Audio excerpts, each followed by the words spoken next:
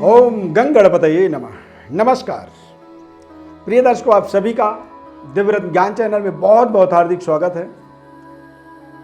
मई 2022 mean राशि फल संपूर्ण विश्लेषण आपको बताएंगे।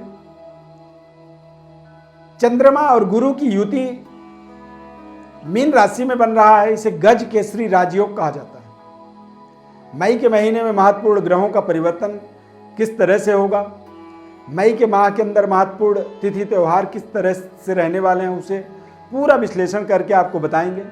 बस यदि कार्यक्रम में पहली बार जुड़ रहे हैं तो हमारे चैनल को आप सब्सक्राइब जरूर करें, लाइक करें और बेल के बटन को क्लिक करें और निरंतर, ताकि आपको हमारे कार्यक्रमों का नोटिफिकेशन मिल सके और आप नए कार्यक्रमों से सीधे सीधे जुड़ सकें। मीन राशि के जातकों के जीवन में देखा जाए तो शुक्र, गुरु और चंद्रमा की युति मीन राशि में बनेगा। गोचर ग्रह स्थिति के अनुसार द्वितीय भाव में यानी कि धन, कुटुंब, परिवार में सूर्य राहु की युति बन जाएगा 15 मई तक, और 15 मई को सूर्य का राशि परिवर्तन होकर के वृषभ राशि में सूर्य आएंगे। और जैसे ही सूर्य वृषभ राशि में जाएंगे तो बुधादित्य योग आपका बनेगा 15 मई से 30 मई तक वृषभ राशि के अंदर। द्वादश भाव में शुक्र मंगल की युति बनेगा, मंगल शनि की युति बनेगा कुंभ राशि में 17 मई तक, और 17 मई को मंगल ग्रह जो है कुंभ राशि से मीन राशि परिवर्तन करेंगे। यानी कि 17 मई से 30 मई तक देखा जाए तो चंद्रमा, गुरु, मंगल, ये सभी ग्रहों की युति फर्स्ट हाउस के अंदर बनना, ये अपने आप में एक बड़ा राजयोगकारी परिवर्तन, बदलाव आप इसे मान सकते हैं। शनि द्वादश भाव में गोचर कर रहे हैं तो इस वजह से 7.5 का प्रथम ढैया का प्रभाव इस समय एक्टिवेट है आपके जीवन में, और केतु अष्टम भाव में रहेंगे। ऐसे समय में जब राहु केतु का अष्टम भाव में प्रभाव होता है तो ये कई बार हमारे जीवन के अंदर निगेटिविटी, नकारात्मकता, और कई बार हम काल्पनिक दुनिया में खो जाते हैं। कई बार हम कल्पनाओं में निगेटिव होते हैं और कई बार पॉजिटिव होते हैं। कई बार हम ख्याली पुलाव अब हमारे मन में पकने लगता है। तो ये राहु और केतु का ही प्रभाव, जब राहु केतु का अष्टम भाव में प्रभाव होता है, इस समय अष्टम में केतु का प्रभाव बना हुआ है मीन राशि के लिए, तो यहाँ पर आप देखेंगे कि तमाम तरह के निगेटिव ऊर्जा आपके पॉजिटिव ऊर्जा को डिफीट कर सकते हैं। आपके ऑरा के अंदर कुछ ऐसे निगेटिविटी वातावरण बनेगा, नकारात्मक परिणाम बनते हैं, नकारात्मक परिणाम उसके मिल सकते हैं। इसकी आपको विशेष सावधानी रखने की आवश्यकता है। खासकर केतु जब अष्टम भाव में हो तो थोड़े से हमें साफ सफाई, सेहत, स्वास्थ्य और अपने संयम, दिनचर्या का विशेष केयर करने की आवश्यकता होती है। मई के माह में देखा जाए तो 3 मई को अक्षय तृतीया होगा, 16 मई को वैशाख पूर्णिमा, चंद्र ग्रहण भी होगा लेकिन भारत देश में अदृश्य होगा, दिखाई नहीं देगा, और 30 मई को वैशाख अमावस्या और शनिदेव की जयंती होगी। तो ये समय अपने आप में बेहद महत्वपूर्ण समय है। 30 मई का जो दिन होगा उस दिन आप शनिदेव की आराधना, उपासना जरूर करें, चूँकि शनि जयंती होने के नाते शनिदेव की पूजा पाठ का सीधा सीधा आपको लाभ मिलेगा, और शनि की 7.5 के प्रभाव होने के कारण से आपको ऐसा उपाय करना चाहिए। अब मीन राशि वालों के लिए तमाम तरह के उपलब्धिदायक यानी कि चंद्रमा और गुरु की गज केसरी राजयोग। गज केसरी राजयोग का मतलब होता है कि आपकी बुद्धिमत्ता, आपकी एबिलिटी, आपकी योग्यता, और आप अपनी योग्यता के अनुसार अपनी व्यवस्थाओं को बनाने की यदि कोशिश करेंगे तो आपको शानदार सफलता मिलेगी। सेहत, स्वास्थ्य का आपके जीवन में बेहतर परफॉर्म करने की अवसर मिलेगा। स्वस्थ रहेंगे, तंदुरुस्त रहेंगे और अपने महत्वपूर्ण कार्यों को पूरा करने में आप सफल होंगे।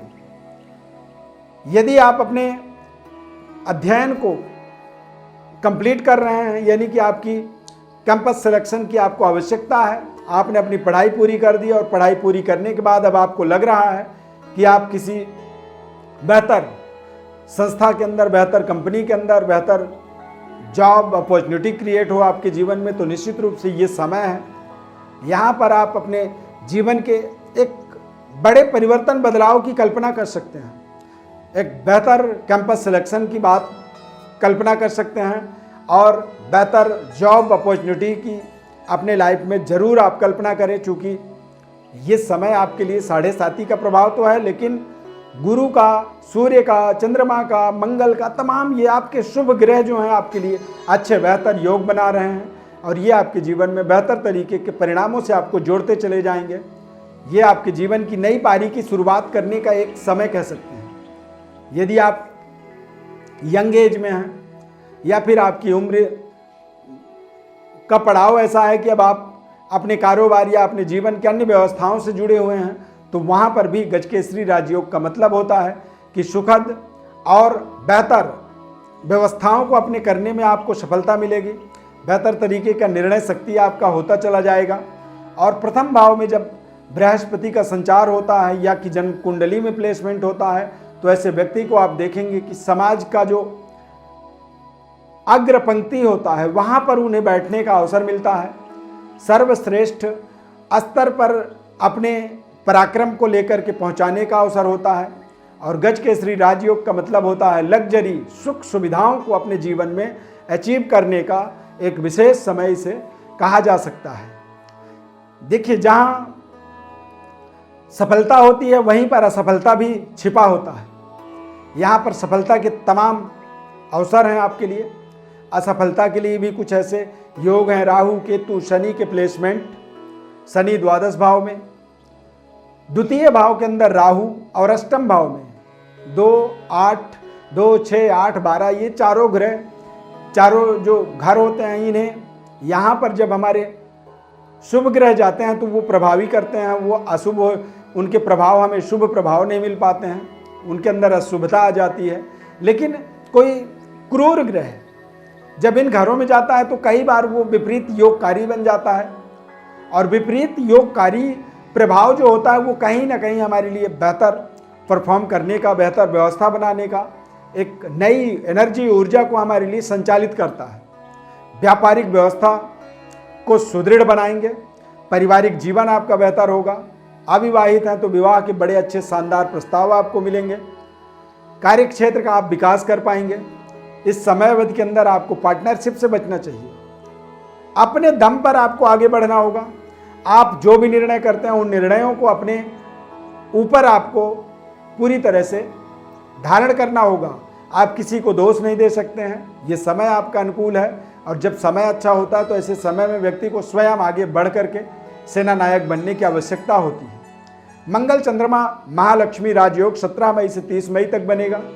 यानी कि देखा जाए तो आपका जो 1 मई से 15 मई तक है उसकी अपेक्षा 15 से 30 मई का जो समय होगा वो ज़्यादा बेहतर होगा। यानी पूर्वार्ध की अपेक्षा उत्तरार्ध जो समय है इसमें आप अपनी पूरी ताकत, पूरी एनर्जी, पूरी ऊर्जा लगा करके अपने तमाम तरह के एम्बिशन को, सपने को साकार करने में आप सफलता प्राप्त कर सकते हैं। और रिश्तों को लेकर के, कारोबार व्यापार में तमाम तरह की रुकावटों को लेकर के आप बेहतर परिश्रम, बेहतर अपने आप को साबित करने के लिए जो भी आप मेहनत करेंगे वो मेहनत शानदार तरीके से आपके जीवन में सफलता देगा।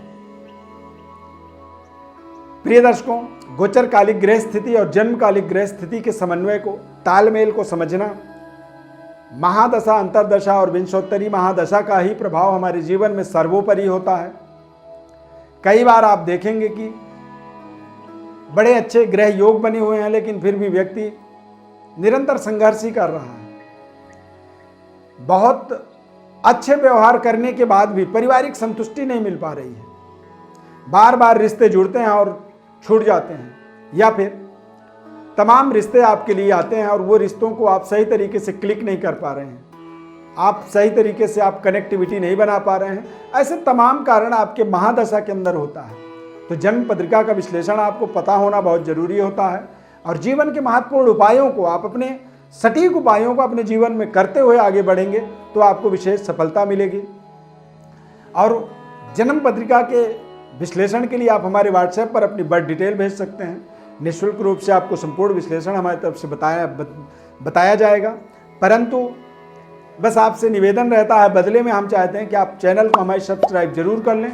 देवरत्न संस्थान के पारिवारिक सदस्य के रूप में आप एक बार जुड़ें, एक बार यहाँ पर जरूर आप जन्म पत्रिका का विश्लेषण कराएं। आपसे हम प्रॉमिस करते हैं कि आप हमारे द्वारा विश्लेषण के माध्यम से आप अपने जीवन में विशेष संतुष्टि को प्राप्त करेंगे। इस खास कार्यक्रम में बस इतना ही। माता रानी की अपार कृपा बनी रहे। जय माता दी।